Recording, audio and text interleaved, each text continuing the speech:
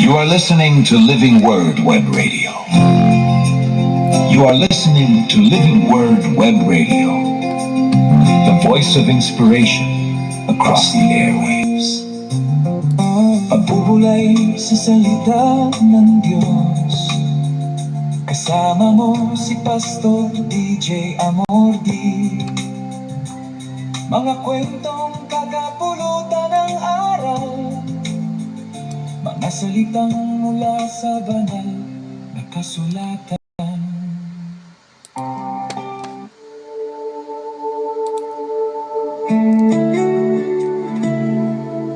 Good morning, magandang umaga po.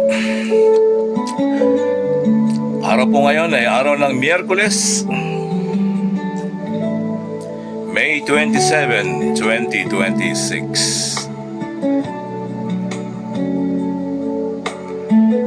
I'm so happy and grateful to be back once again. Sama-sama po tayo sa ating pagbubulay-bulay. Sa umagang ito ay ating sama-samang dakilain ang pangalan ng Diyos. Good morning sa mga nagkakape dyan, mga bagong gising. Maraming salamat sa Diyos at muli tayong malakas ang katawan, bagamat kanina ay kahapon dahil sa pabago-bagong weather ay tila hindi maganda yung pakiramdam natin. Diba? Yung ulan, araw, tapos pinagpapawisan ka ng matindi. Tapos biglang lamig, papasok ka. Ay, naku, ganyan talaga ang buhay. Lalong-lalo na dito sa Pilipinas. Lalo na kung nag-burn out, yari ka. Talagang basang-basa ka sa pawis. Okay, greetings sa lahat ng ating mga kaibigan. Magandang umaga po and welcome back sa lahat ng bago at luma. Bago at lumang mga kaibigan natin. And say hello and very good morning to my beloved buddy, Samsor Pesado. Magandang umaga, sir. Alright, at narito na rin si Sister Jing Blanquera. Magandang morning, Pastor. Magandang umaga din po. At maligayang araw. Ano ba ngayon? Araw ng ang bilis ng araw, ano? Martes na naman. Ay, Martes, Miyerkules pala. Sorry. Okay, tayo po ay sama-sama at tayo po ay magbulay-bulay. Pag-aralan natin ang salita ng Diyos. Magkaroon tayo ng inspiration sa kanyang mga salita. Ang pag-aaralan natin ngayon ay kung saan galit na galit si ating kalaban, si Satanas. Ayaw na ayaw niya itong gagawin natin. Dahil lang Diyos, mayaman siya, hindi niya po kailangan yung ating bilang isang Diyos. Mayaman po ang ating Diyos. Hindi po niya kailangan yung mga material na bagay. At ang tanging kailangan lang niya ay, ayon sa banal na kasulatan, ay yung dakilain natin yung pangalan niya. Kaya siya naging Satanas, si Taning, si Lucifer, na nahulog sa lupa dahil gusto niyang agawin yung korona ng Diyos, na kung saan ay gusto niyang mga tao na siya ay purihin. Subalit ang Diyos ay Diyos na siyang lumalang. Lucifer is a creature, nilalang lang siya ng Diyos. Subalit sa kanyang kagandahan, sa kanyang ubod ng ganda na nilalang, ay nais niyang pantayan ang Diyos natin na siyang lumalang. Good morning din kay Sir or Kagawad Rolly Serafica. Diyan sa Ordaneta, Pangasinan po kayo, ano? At magandang umaga po. At 10 ng ating mga kasamahan dyan sa ating alumni NRC Dagupan City. Magandang umaga po sa inyo. At siyempre si Ma'am Jing Blanquera.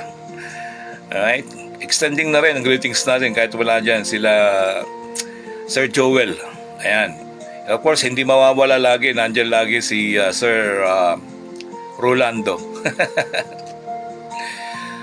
Ayon sa Psalms na ating pagbulay-bulayan, today is 27, episode 27, live podcast. Ang sabi niya ay dito sa banal na kasulatan, O Lord, our Lord, how majestic is your name in all the earth. Psalms 8:1. Magandang umaga, magandang tanghali at magandang gabi sa lahat ng ating mga kaibigan, tagapakinig sa buong mundo. Nandiyan din si Sister Lerma Balahadja. Ayan, baka makalimutan ko. Thank you very much for sharing. And of course, kay Romar, my beloved pamangkin, listening from United Arab Emirates. Kayo po ay nakikinig dito sa Living Word Web Radio, the voice of inspiration across the airwaves.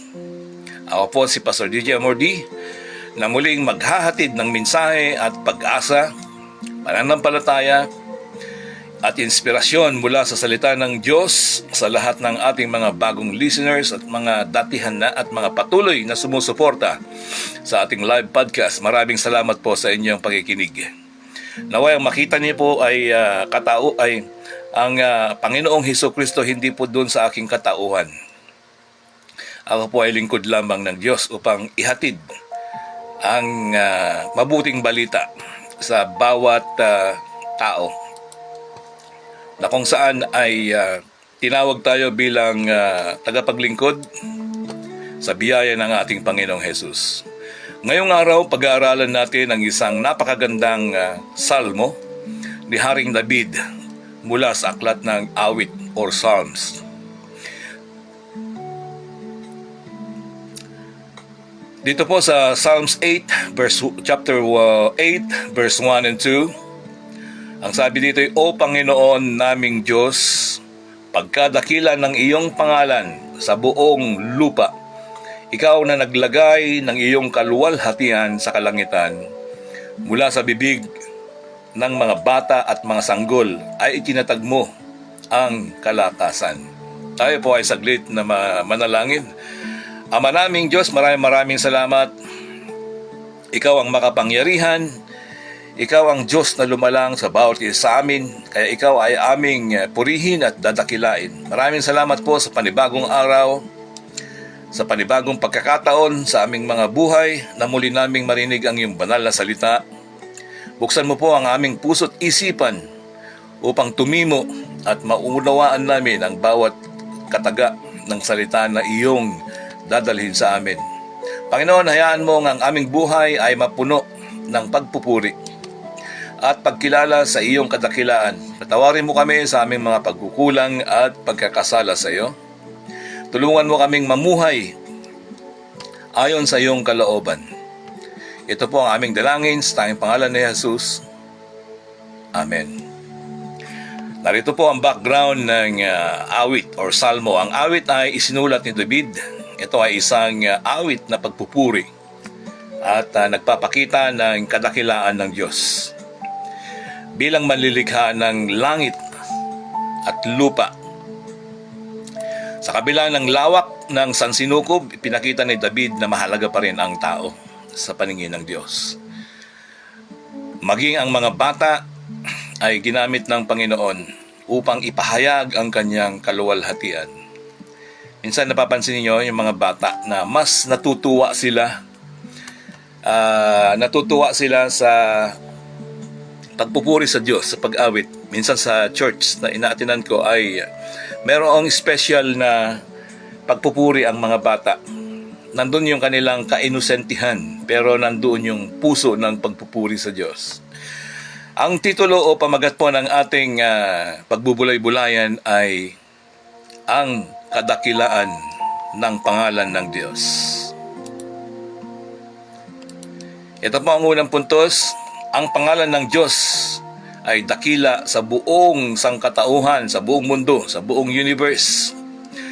Ang kalikasan, ang universe, ang nagpapatunay na ang kapangyarihan ng Diyos, kung saan ay napakaganda.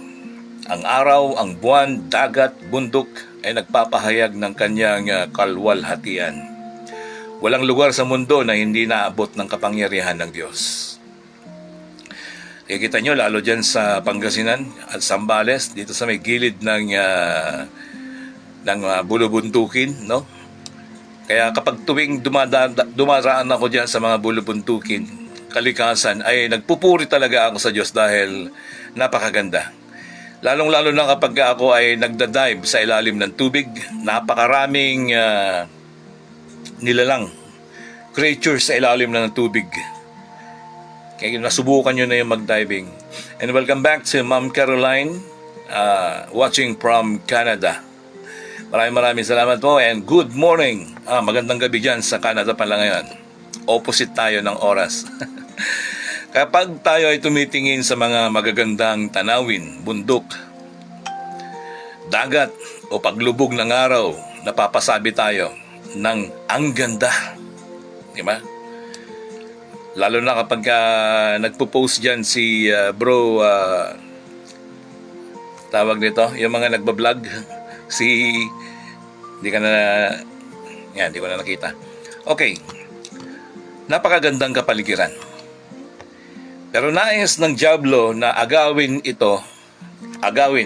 Ibig sabihin yung mga pagpupuri natin sa Diyos, gusto niya ay siya yung purihin. Alam niyo kung bakit? Dahil yun lang ang dahilan. Dahil gusto niyang, ay si Wendar Ekla. Okay, continue to post beautiful things dyan sa paligid. Nagustuhan ko yung ipinost mo nung nakaraan. Na kung saan ay napakagandang tanawin ng dagat at may mga bangka.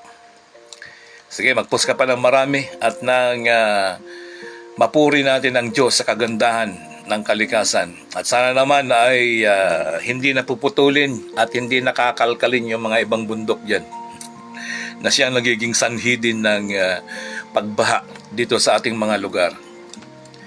Amen. So, napakahusay po ng ating Creator, ng ating Diyos, ang siyang lumikha. Na siyang Diyos na nagdisenyo sa lahat ng mga ito. Parang yung bahay mo lang na merong isang architect na nag-design. Right? Sa lahat ng mga magagandang bahay, tiyak na merong nagdisenyo yan. Ganon din ang mundo. May dakilang Diyos na lumikha ng lahat ng bagay. Point 2, ang sabi dito ay ginagamit ng Diyos ang mga bata o sangkatauhan. Maging ang mga bata ay ginagamit ng Diyos sa pagpupuri. Amen. Yan, totoo yan. Ang tunay na lakas ay nagmumula sa Panginoon. Hindi hadlang ang edad, estado sa buhay o kahinaan upang gamitin ng Diyos. Kaya turuan po natin yung mga anak natin na pumuri sa mga kalikasan, na purihin ang mga lalang ng Diyos. Dahil dito, nagpapakita yung sa mga bata na mayroong Diyos na isang lumalang sa mga nilikha niya. At nang dahil doon ay sila ay magpuri, dakilain ang ating Diyos. Maraming magulang ang matutuwa kapag naririnig ang kanilang mga anak na nagpipray. Diba? Yung anak niyo po ba nananalangin o nagpipray? Natutuwa po yung mga magulang na makita yung kanilang mga anak na nagpipray. Lalong-lalo sa bago kumain, bago matulog. At simpleng panalangin ngunit nakakapagpuri at nakakalugod sa Diyos. Minsan ang simpleng pananampalataya ng isang bata ay may matatag kaysa sa pananampalataya ng matatanda. Natutuwa nga ako dahil yung isang church, yung church namin dito, meron talagang special na kung saan ang mga bata ay nagkakaroon ng dance interpretation at pag-awit. Mayroon silang sinusundan. No? Kapag nagsimula ang bata sa ganito hanggang sa kanilang paglaki, kaya turuan po natin yung ating mga anak na magpuri sa Diyos. Ang pangatlong point ay, ang tao ay nilalang ng Diyos na may layunin. Ano po yung mga layunin natin? Nilalang tayo upang sumamba at magbigay luwalhati sa Diyos. Ang buhay po natin ay hindi lang aksidente. Ang bawat tao ay mahalaga sa Panginoon. Katulad ng isang kagamitan na may purpose, no? Ito nabanggit ko na rin kahapon dahil continuation ng ating ng ating pagbubulay-bulay. At kailangang ulitin po para matandaan natin. Ang cellphone ay ginawa para sa komunikasyon, di ba? Pero ngayon, multiple na yan. Yung cellphone na yan, nagkaroon ng video, nagkaroon ng computer programming para magamit. So, naging computer na. Alam nyo ngayon, meron ng lumabas na na may keyboard. Meron ng keyboard, meron ng mouse. Iko-connect mo dyan sa cellphone mo. Okay? So, darating, ang sabi ng banal na kasulatan, someday ay magkakaroon ng katalinuhan o sabihin na natin mas matinding mga katalinuhan. Nasa AI generation na po tayo. Yung binanggit ko kahapon na si Elon Musk na nagkapag-imbento ng parang yung sa brain natin, the computer program, antindi nun, ang problema, alam niyo po ang mga tao, pag na naging matalino, at yung talino ay napunta sa masamang bagay, ito po ay nagiging disaster. Kapag sumubura na po ang katalinohan ng mga tao, ito po ang maghahatid sa atin sa kapahamakan. At doon takot ang ibang mga inventor na mabubuti. Dahil kapag ang baril, halimbawa ang baril, napunta sa kamay ng isang masama, anong nangyayari? Gayon din sa ating katalinuhan, kapag hindi natin nagamit o hindi nagamit ng mga tao na para sa kabutihan ng Diyos. Kalain mo, ang nakakahindig balahibo doon ay yung sinabi doon na magiging ka-level mo si Jesus Christ kapag nangyari yung invention na yon ni Elon Musk. Tayo po ay ginawa ng Diyos, tayo pong mga tao ay nilikha upang kilalanin, sambahin at paglingkuran ang ating Diyos. Kaya po tayo ay maglaan ng oras, araw-araw upang purihin ang Diyos. Turuan natin ang ating mga anak tungkol sa Panginoon habang bata pa. May kasabihan tayo na habang yung tanim na lumiko, pwede pa nating talian, pwede pa nating i-guide para diretso yung kanyang pagkakatanim. Subalit kung ito ay hinayaan natin hanggang lumaking liko, ay talagang mahihirapan po tayo. Pero wala pong imposible sa Diyos kapag along the way ay nakilala niya at siya ay totoong ang Panginoon ang siyang bumago sa kanya, ay wala pong imposible sa ating Panginoon. Sa gitna ng problema, tandaan na dakila ang Diyos na ating pinaglilingkuran. Ang Psalms 8, verse 1 and 2 ay nagpapaalala sa atin na ang Diyos ay tunay na dakila, makapangyarihan, ang buong mundo ay nagpapatotoo sa kanyang kaluwalhatian. At kahit tayo ay mahina at maliit sa paningin ng mundong ito, mahalaga tayo sa paningin ng Diyos. Amen? So sa simple lang na pagtulong sa ating kapwa, sa simpleng expression, no? Lalong-lalo na higit sa sarili mo na nagkaroon ng pagbabago. Pagbabago na dati ikaw ay mainisin, magalitin. Ngayon mahaba na yung pasensya mo. Di ba minsan tayo yung tawag doon, yung irritable. Lalong-lalo kapag may mga nangaasar, nangbubuli, madali kang mainis. Anyway, sa buhay natin, marami pong opportunity at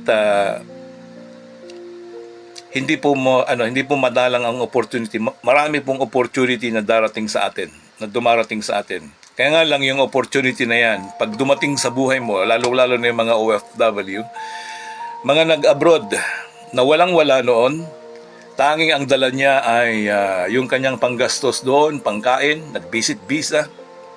Yun ang tinatawag na creativity ng tao. At habang lumalakad ang panahon, ay nagkakaroon ng creativity ang ating mind. Nakapagtrabaho ka na, hindi ka na kontento, lumipat ka pa sa mas malaking sweldo. Dahil yun ang goal mo Lahat po ng mga goals natin, lalong-lalo na sa material na bagay, madali pong ma-achieve yan dahil marami pong oportunidad. Ang tanong lang po ay kapag naabot mo na yung oportunidad na yan, ano naman ang kasunod? Di ba? Dati ang sabi mo magkaroon ka lang ng simpleng sapatos o kaya isang sapatos. Pero nung nagkaroon ka ng pera, bumili ka ng another one or two. So, ano pong goal mo sa buhay? Ano bang goal natin? Sabi ko mga karamihan ay ang mga nag-OFW o mga nag-abroad o kaya nagsisimula sa mga business, no? Ang payo ko sa mga kabataan ay kung ang goal mo ay pantayan or magkaroon ka agad, no? Kagagraduate mo pa lang o kung nakapagtapos ka na, at least na-achieve mo yung level by level. Ang hirap pong pumasa. Okay? Ang problema ay yung mindset natin. Nung nakapag-aral ka, gusto mo kaagad magkaroon ng car. Gusto mo kaagad magkaroon ng bagong motor. Gusto mo kaagad magkaroon nito, magkaroon niyan. No? Bil mo ko nito, bil mo ko niyan. No?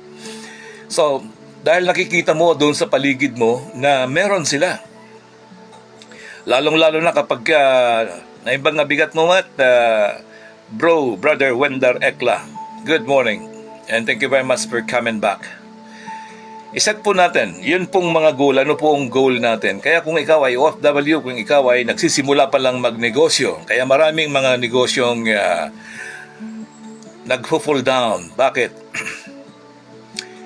Dahil sa kanilang mindset at saka goal. Gusto nila kagad magkaroon ng ganon, no? May nakita akong magulang na sobrang ginugugol niya yung kanyang attention o pagod para gastusan yung kanyang anak. Hindi niya alam na niloloko na pala ng anak. At ang anak naman na ito ay walang utang na loob sa magulang. Pero meron din namang mga batang masunurin at nag-aaral na mabuti. Yung iba ay nagiging magna cum laude pa. Sa goal po natin sa buhay, yung aking sinasabi na yung mga nag-abroad na punong-puno ng pangarap, maraming mga nagtagumpay, alam nila yung kanilang pinanggalingan, nag-ipon sila at nung umuwi dito ay kahit papaano yung nakatulong sa kanila.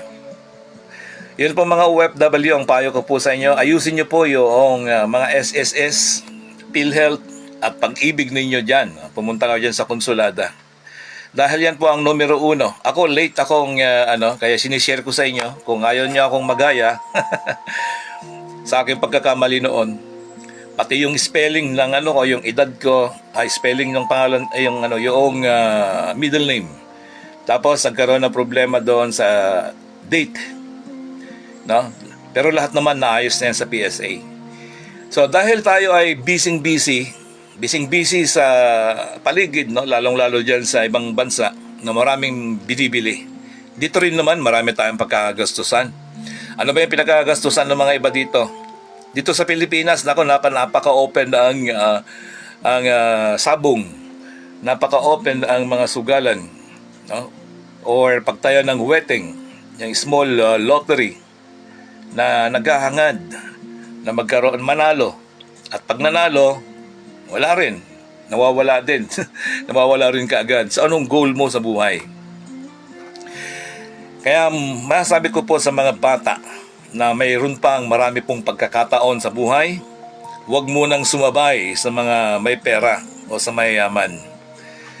Okay? Ang pera ay ginawa upang ito ay ma-regulate yung ating ekonomiya. Ang problema nga ay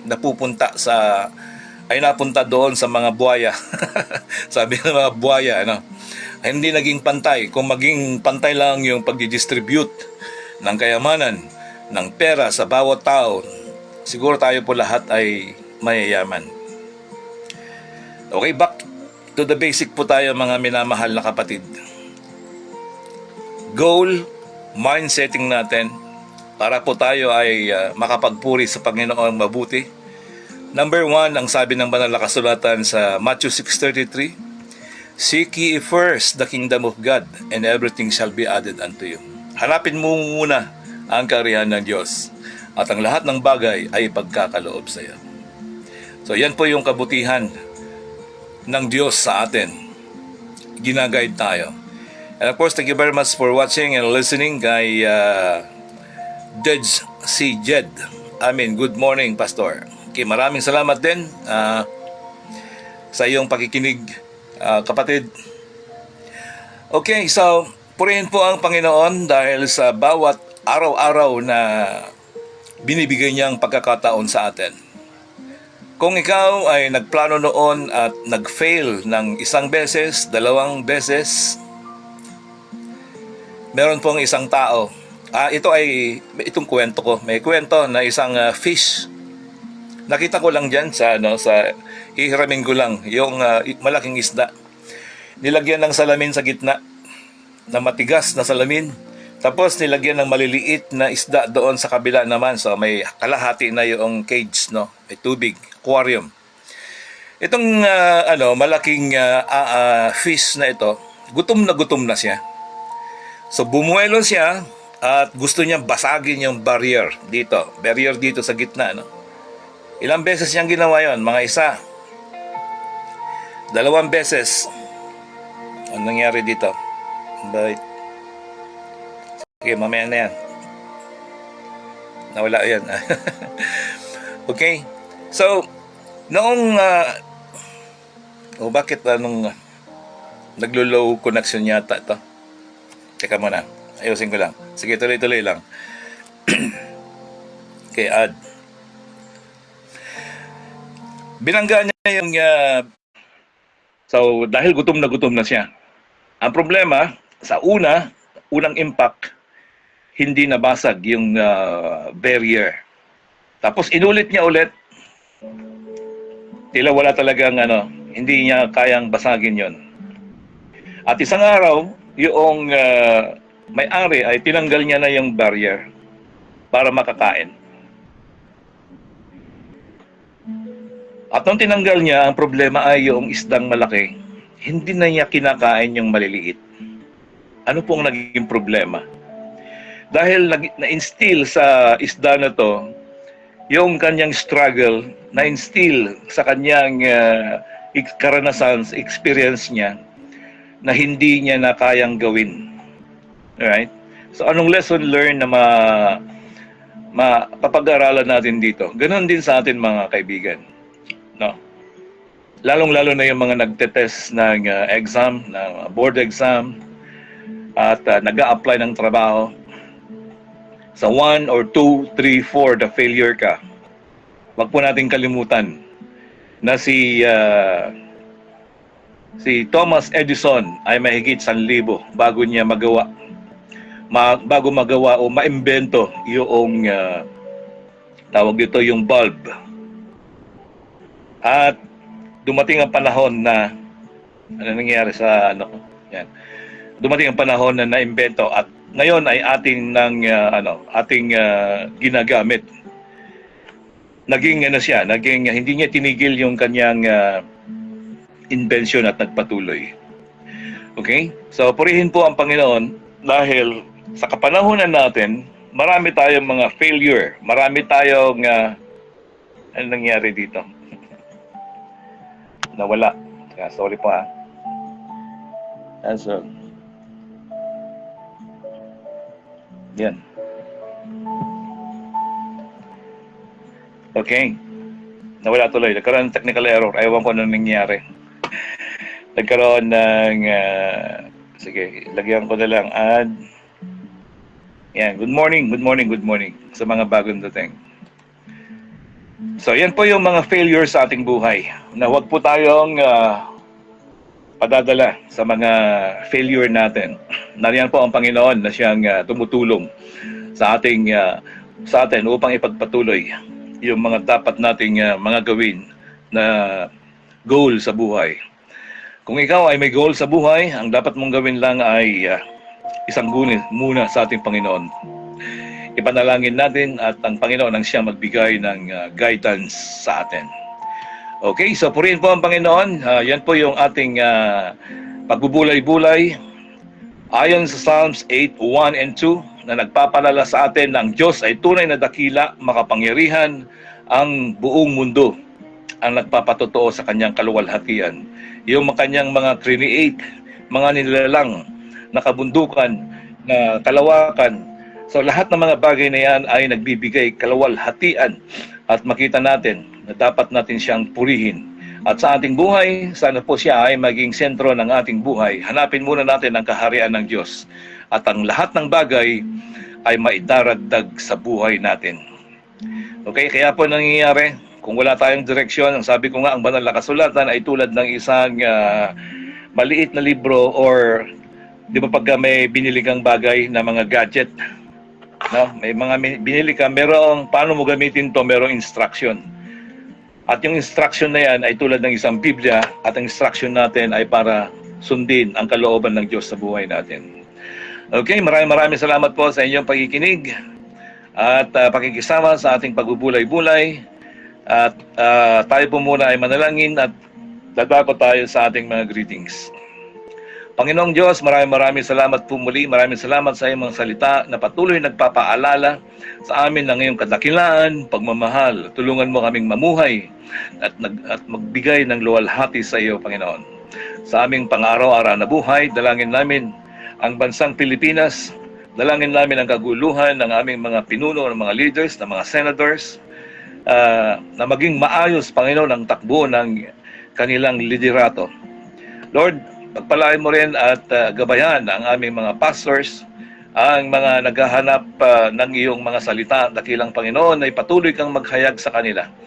Hiniling namin ang Banal na Espiritu siya magpaunawa, Panginoon, sa mga bawat tao na mayroong pusong paghahanap, na hanapin ang kalawalhatian mo, Panginoon, upang ikaw ay papurihan at pasalamatan. Dakilang Diyos, pagpalain mo ang bawat isa sa amin, gabayan ng aming mga pang-araw-araw na buhay. Thank you so much, O Lord. Lahat ng ito ay dalangin namin sa tayong pangalan ni Jesus. Amen. Maraming salamat po sa inyong pakikinig, mga minamahal na kaibigan. You're listening to The Living Word Web Radio, the voice of inspiration. Ako po si Pastor Amordi, or DJ Amordi, na nagpapaalala sa atin sa gitna ng ingay ng mundo, ang salita ng Diyos ay tunay na nagbibigay pag-asa at direksyon sa buhay. God bless everyone. Okay, and greetings also kay